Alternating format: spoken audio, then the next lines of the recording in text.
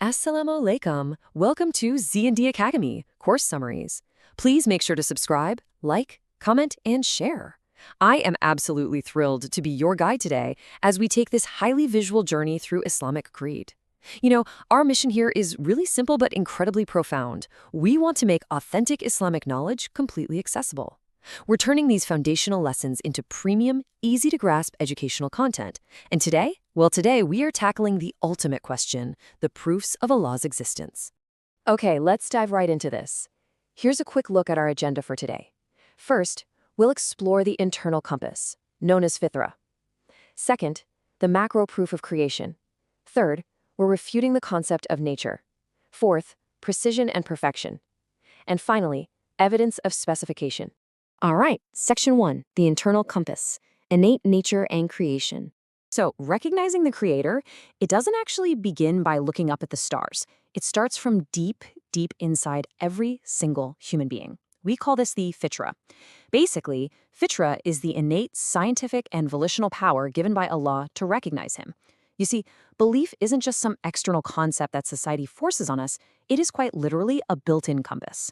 Think about it. From the moment a human can reason, our innate nature logically recognizes basic, undeniable truths, like knowing that a part is smaller than the whole or that, fire burns. In that exact same intuitive way, this internal compass inherently recognizes cause and effect, and that leads us directly to acknowledging a creator. It's hardwired right into our very existence. Building on that intuitive logic, let's look at the macro proof of creation. This breaks down into what is essentially a bulletproof logical syllogism. Step 1, we just observe that the universe is created, right? Things come into existence and things pass away. Step 2, it is a rational necessity that every created thing requires a creator. A slap on the back requires someone to have actually delivered the slap. So step 3, therefore, the universe has a creator. Trying to prove that existence can just spring from absolute nothingness, it's logically and rationally impossible. Let's do a really quick thought experiment. Imagine you're walking through an entirely empty desert. You leave, and then, say 10 years later, you come back, and you find a perfectly built city. Skyscrapers, paved roads, running water, electricity, the whole shebang. Would you ever in a million years argue that the city just built itself out of the sand? Of course not, no way. So to suggest that this infinitely more complex universe just created itself without a creator, it's exactly as absurd. Moving on to Section 2, the refutation, debunking nature. Now, inevitably, you're going to encounter the argument that blind nature or just random colliding elements over billions of years somehow magically created the universe. Well, let's address that head on. The atheistic view really relies on nature as the origin, which essentially boils down to elements and dead matter constantly moving and colliding. But here's the catch. Dead matter is ignorant. It lacks will. The true creator, on the other hand, must be living, all-knowing, and all-powerful. There's this universal rule of logic. You cannot give what you do not possess. How in the world can dead, non-rational, unthinking matter suddenly grant life, extreme intelligence, and rational thought to humans? It literally cannot. People so often confuse scientific processes with the actual origin of creation.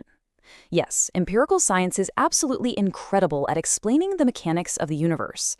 It explains the how, but it completely fails to explain the who.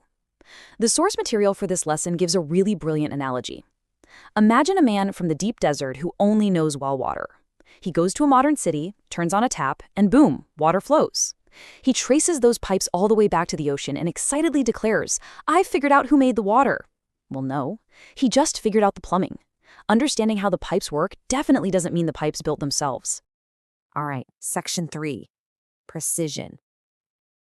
It's calm and it's calm.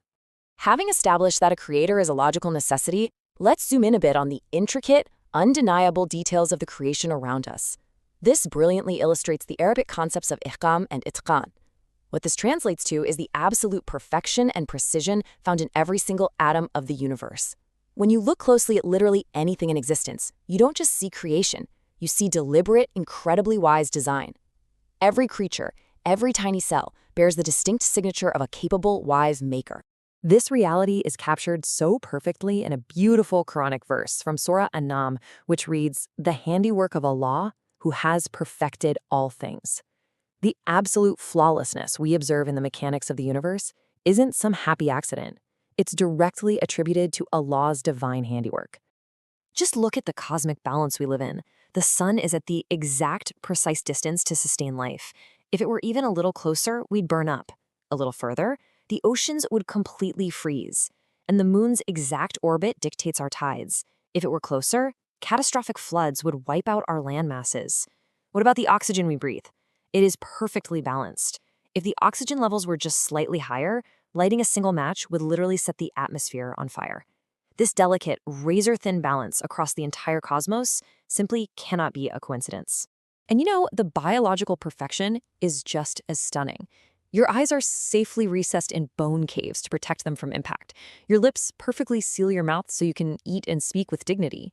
Our source material actually mentions a funny little anecdote about a mechanic who looked at the human hand and just marveled at it, joking that human fingers act as a perfect built-in wrench set, sizes 8, 10, 12, and 14. You can grip anything.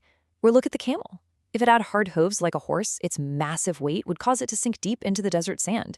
Instead, it's given a wide, padded hoof designed specifically for its environment. Section 4. Specification. Evidence of takhsis. This brings us to a really profound subset of perfection called takhsis, or evidence of specification. Takhsis basically asks the question, why are things given highly specific, localized characteristics?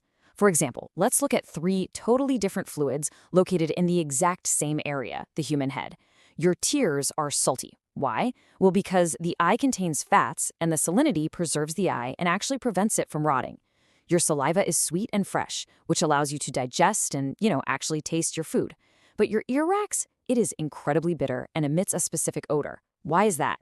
Because it acts as a chemical barrier to repel insects from crawling inside your head. Let's challenge ourselves with a wild thought experiment from the lecture. What if earwax was sweet, just like saliva? Imagine sleeping at night. That sweetness would attract ants and insects, and they would literally crawl right into your ears and nest in your brain. It's kind of terrifying, right? But it proves a really good point. This high level of specification, localized to totally different parts of the same head, proves intentional design by a wise creator. We can expand this specification argument to the macro level too. Have you ever wondered why seawater is so incredibly salty? Every single day, millions of massive marine animals die in the ocean. If that water were fresh, the sheer volume of rotting meat would literally corrupt the Earth's atmosphere. It would poison the air we breathe and kill us all. The intense salinity preserves the entire environment. Look at human feet. The skin is naturally rough and thick to endure harsh terrain, totally unlike the soft skin on our faces. And our eyes are specifically placed at the top of our face, acting as watchtowers for forward navigation. Every single thing has a specified trait for a divine purpose. Section 5. Exact measurement. An introduction to takdir. As we start to wrap up today's explainer, I want to briefly introduce a final, beautiful concept called takdir, or exact measurement. This is going to serve as our bridge into the next lesson in this curriculum. The core premise of takdir is that Allah assigns everything a specific capacity, a specific physical proportion, and an exact measure, completely free from accidental increase or decrease. Nothing is random. Everything operates exactly within the parameters set by the Creator's wisdom. Allah reminds us of this deliberate measurement in the Quran regarding the very fresh water we rely on. The verse asks, "Have you seen the water you drink? If we willed, we could make it bitter." It's such a powerful reminder that even a simple glass of fresh water isn't just some random natural occurrence. It is a specifically measured, deliberate blessing provided to us by the Creator. So as we look back down this logical staircase we've just climbed together, I really want to leave you with this final provocative thought. If every single atom in the universe, from the orbit of the moon to the salt in your tears, displays undeniable intention, perfect precision, and deliberate specification, how can anyone logically deny the intender? The evidence is literally all around us, and it's right within us. We just have to open our eyes and our minds. Keep learning, keep growing, and please continue your journey by exploring the official Zad Academy curriculum to dive even deeper into these vital topics of our faith. Thank you so much for joining me on this explainer today. Jazakumullahu khairan.